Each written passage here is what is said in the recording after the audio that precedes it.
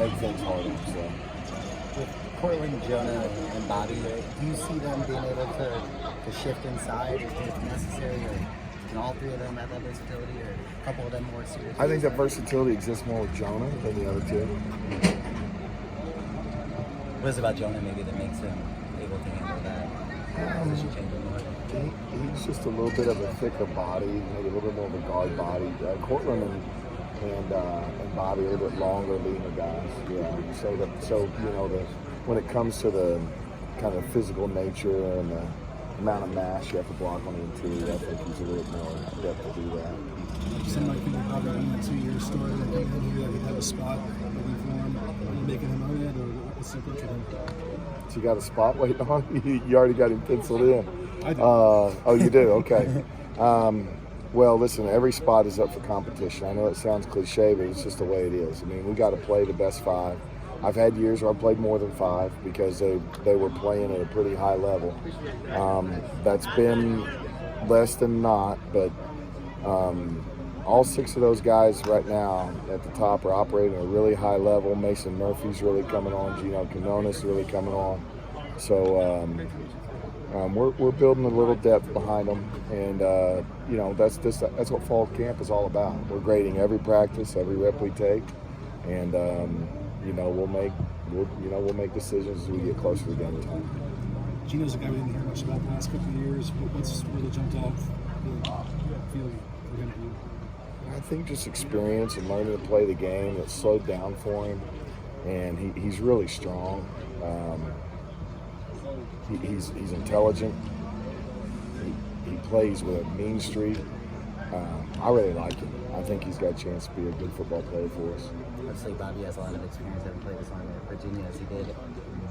But having missed spring, can you tell there's a little bit of disconnect there, or does the experience kind of step in? I think there's a little bit of disconnect sometimes, scheme-wise, just trying to pick it up, and when it's moving full speed, like, oh yeah, But technique-wise, I mean, there's not a lot of disconnect. That's where a guy like that just, again, he just puts himself in position to be successful. How have you and Brett kind of worked where he's got to, know everything about the offensive line and kind of see what you're seeing? Yeah, the center is a special position. It really is, and you've got to see everything. You've got to see, defensive line alignments, linebacker alignments, safety and corner alignments. When you're trying to get the IDs right, put us in the right position to be on the right people. So Brett is really smart. He studies it a lot.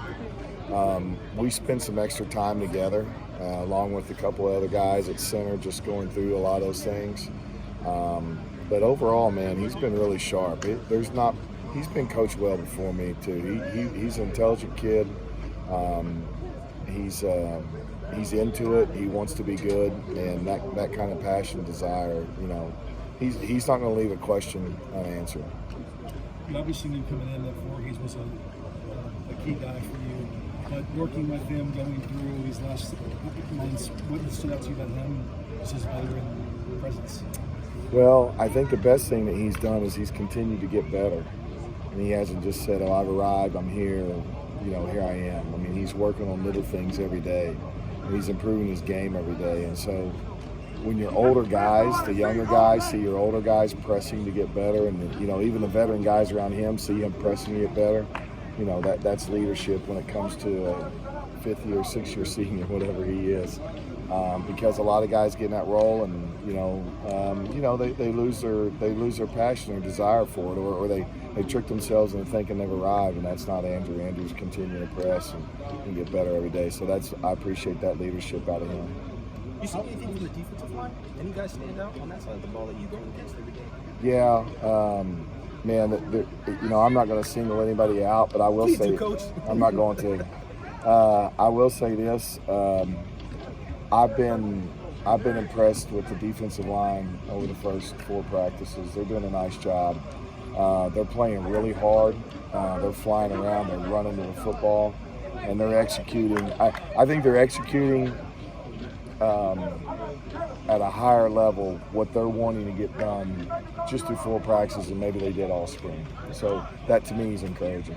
How do you see the the running game complemented the passing game with this offensive line? Well, I think anytime, you get a group of explosive receivers like we have, you're going to get into some situations where you're going to get favorable boxes to run the football because you got to go cover those guys. And when that happens, that's a complementary part of the offensive line and the run game. And vice versa, at times we'll run the ball well enough that we'll get those guys one-on-one opportunities down the field. So that's just kind of the ebb and flow of offense. But we've got to just continue to execute well in the run game and make it a weapon for our offense. Thank you for watching. Thank you. Appreciate it.